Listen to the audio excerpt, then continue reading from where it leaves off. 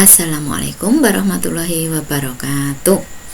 Anak-anakku yang Bu Guru sayangi dan Bu Guru banggakan, hari ini Bu Guru akan menyampaikan materi tema 4, subtema 1, pembelajaran yang kedua sampai pembelajaran yang terakhir, yaitu tentang kewajiban dan hakku di rumah.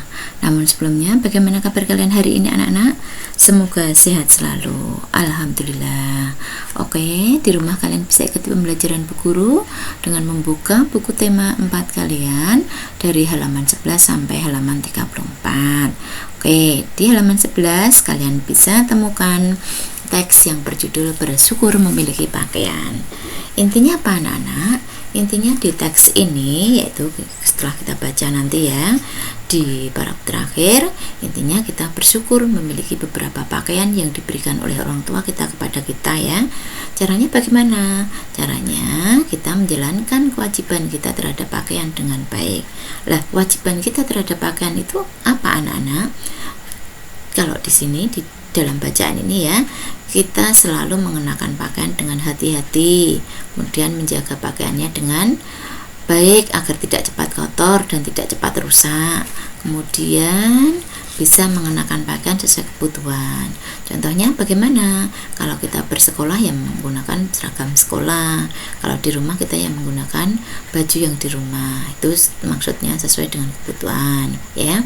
Kemudian untuk selanjutnya di halaman 15 kita temukan teks yang berjudul istirahat siang. Nah, ini intinya apa anak-anak? Ini intinya tidur siang itu merupakan istirahat yang paling bagus ya. Istirahat yang paling bagus kenapa anak-anak? Karena bisa menyegarkan tubuh kita ya, bisa sehat kembali, bisa segar kembali, kemudian rasa lelah kita hilang dan juga bisa menenangkan pikiran kita. Untuk selanjutnya di halaman 18 kita temukan teks yang berjudul memiliki tubuh yang sehat. Memiliki tubuh yang sehat ini anak-anak, keuntungannya, manfaatnya kita bisa bergerak dengan aktif dan gesit. Coba kalau kita sakit, tentunya kita tidak bisa berbuat apa-apa ya. Nah, tentunya anak-anak, agar kita memiliki tubuh yang sehat, tentunya makanan kita juga harus diperhatikan. Makanan kita harus mengkonsumsi makanan yang sehat dan bergizi ya. Begitu. Untuk selanjutnya di halaman 32 kita temukan teks yang berjudul rumah tempat berlindung. Intinya apa anak-anak? Intinya kita bersyukur kepada orang tua kita yang telah memberikan fasilitas tempat tinggal kita ya, sehingga kita terlindung dari bahaya panas dan dingin. Nah, untuk selanjutnya anak-anak, ini Bu Guru ringkas materinya ya. Yang pertama Bu Guru sampaikan hak dan kewajiban kita di rumah. Hak itu apa anak-anak? Hak itu adalah sesuatu yang harus kita terima, karena kaitannya ini adalah kaitannya dengan hak dan kewajiban di rumah, maka tentunya sesuatu yang harus kita terima dari orang tua kita. Kewajiban itu apa? Kewajiban itu adalah sesuatu yang harus kita kerjakan ya, karena kaitannya dengan hak dan kewajiban di rumah, tentunya kewajiban ini adalah sesuatu yang harus kita kerjakan di rumah, yaitu terhadap orang tua kita. Nah, contohnya apa? Contohnya di sini Bu Guru sampaikan ada 5 ya, bisa kalian baca. Yang pertama, mendapatkan kasih sayang ya, kalau hak di anak di rumah. Kemudian mendapatkan makanan yang bergizi, memiliki pakaian yang pantas dipakai, kemudian memiliki tubuh yang sehat dan mendapatkan kesempatan bermain dan istirahat yang cukup.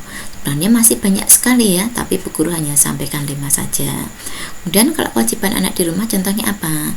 Menghormati orang tua. Contohnya kita bersikap sopan, bertutur kata yang lemah lembut gitu ya. Kemudian yang kedua, membantu orang tua. Ketika orang tua kita itu sibuk membutuhkan bantuan dari kita, kita harus siap membantunya sebisa mungkin. Kalau kita bisanya mencuci piring ya, kita sebisa mungkin membantu mencuci piring. Nah, kemudian mendoakan orang tua ya, setelah sholat 5 waktu kita doakan orang tua kita agar sehat selalu, panjang umur, dimudahkan rezekinya ya, sehingga bisa mensejahterakan kita. Kemudian berterima kasih kepada orang tua yang telah mendidik dan membesarkan kita. Kemudian juga menjaga kesehatan tubuh ya. Kemudian yang selanjutnya adalah kalimat saran anak-anak. Kalimat saran itu apa? Kalimat saran adalah kalimat yang digunakan untuk menyampaikan usul, saran, nasihat, atau ajakan atas suatu hal. Cirinya apa? Cirinya ada kata-kata alangkah baiknya, sebaiknya, seharusnya, atau ada kata-kata supaya ya. Contohnya ini, sebaiknya Udin membaca doa sebelum dan sesudah makan. Seharusnya Udin menghabiskan makanan yang sudah diambil. Kalau kata-kata sebaiknya dan seharusnya ini kita buang, ini bukan kalimat saran ya. Demikian. Untuk selanjutnya penjumlahan ya. Penjumlahan kalau pembelajaran yang sebelumnya sudah kita pelajari, ini hanya untuk memperjelas lagi. Jadi kalau misalkan dicontohkan ayah memiliki 506, maksudnya ayah membutuhkan 560 batu bata dan sedangkan ayah sudah memiliki beberapa batu bata yang di rumah, kita bisa membuat bentuk penjumlahan yang kita tentukan ya. Maksudnya misalkan yang dimiliki ayah itu 200, maka yang harus dibeli oleh ayah adalah 360. Caranya dari mana? 560 dikurangi 200. Kemudian kalau misalkan yang sudah dimiliki ayah itu 260, tentunya yang harus dibeli ayah adalah 560 dikurangi 260, ketemunya 300. Jadi bisa bentuk penjumlahan 200 ditambah 360 yang pertama. Kalau yang kedua 260 ditambah 300. Dan kalau misalkan yang dimiliki ayah itu ada 300 batu bata, maka yang harus dibeli ayah adalah 260. Caranya dari mana? 560 dikurangi 300, sehingga bentuk penjumlahannya 300 ditambah 260 sama dengan 560. Dan misalkan yang sudah dimiliki ayah itu ada 350 batu bata, maka yang dibeli ayah adalah 560 dikurangi 350, ketemunya 210. Misalkan lagi kalau yang sudah dimiliki ayah itu adalah 430 batu bata, maka yang harus dibeli oleh ayah adalah 560 dikurangi 430, ketemunya 130. Demikian apa yang dapat Bu Guru sampaikan. Ada kurang lebihnya mohon maaf.